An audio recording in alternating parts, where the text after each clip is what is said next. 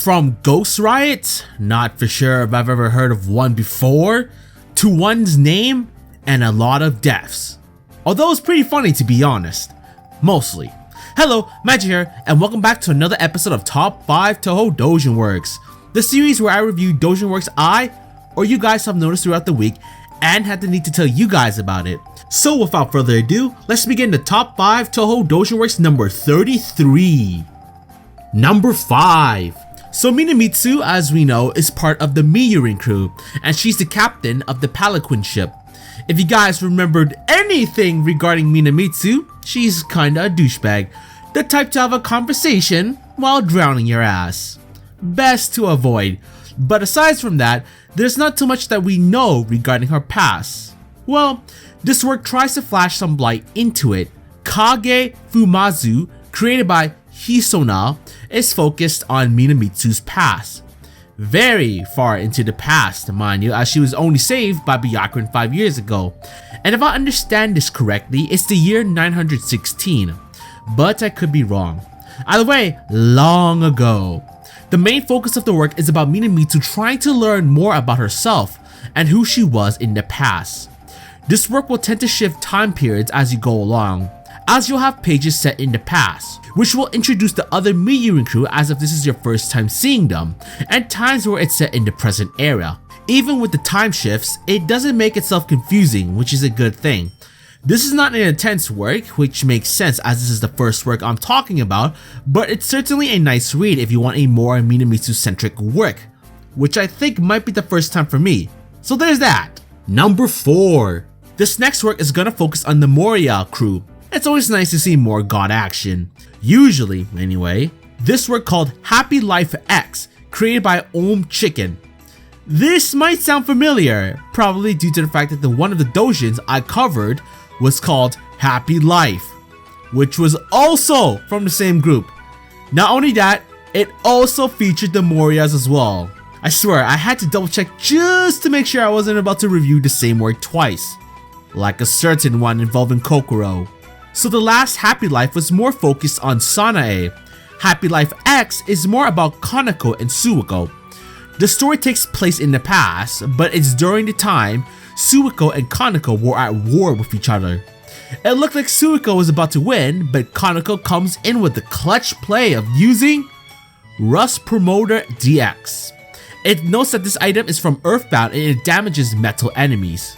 Given that I'm covering the Touhou Mother series, I'm curious if I'll ever come across that. In the end, they work together to govern the land.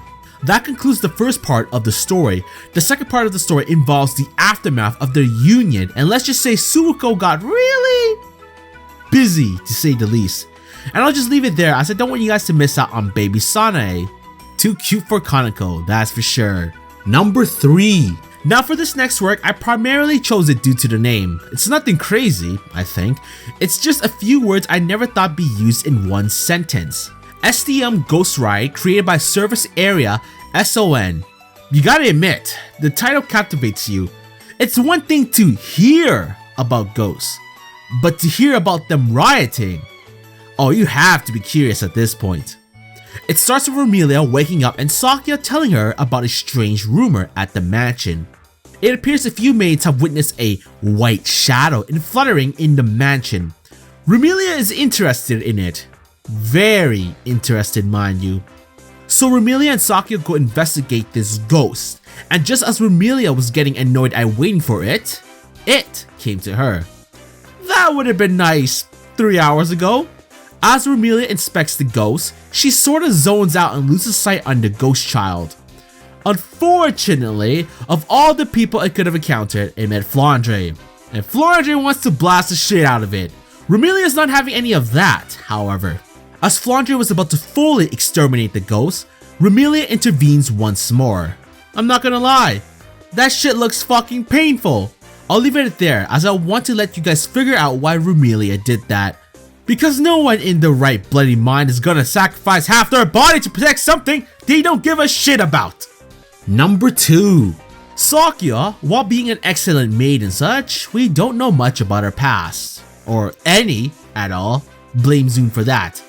Although that could be said for many of the human girls anyway. Besides that, I want to showcase a work that could show us a little of Sakya's past. Naming Sense, created by Kanosawa, starts off with Mei Ling escorting Rumelia back to the mansion. Upon doing so, they see a young girl near their home. Mei Ling tries to tell Rumelia about the girl, but the vampire comments that it's just a normal thing, and they enter their home. Rumelia is surprised to see the girl, and Mei Ling explains she couldn't just leave the girl out there. After making the girl their maid, Mei Ling and Rumelia argues over what the girl's name should be. Rumelia has Black Thunder, and Mei Ling has Muse Hand Soap. Those are unique, to say the least.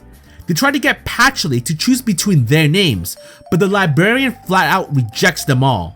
With some little teasing, they were able to get Patchouli to name the little girl, which ended up to be Sakya Izayoi.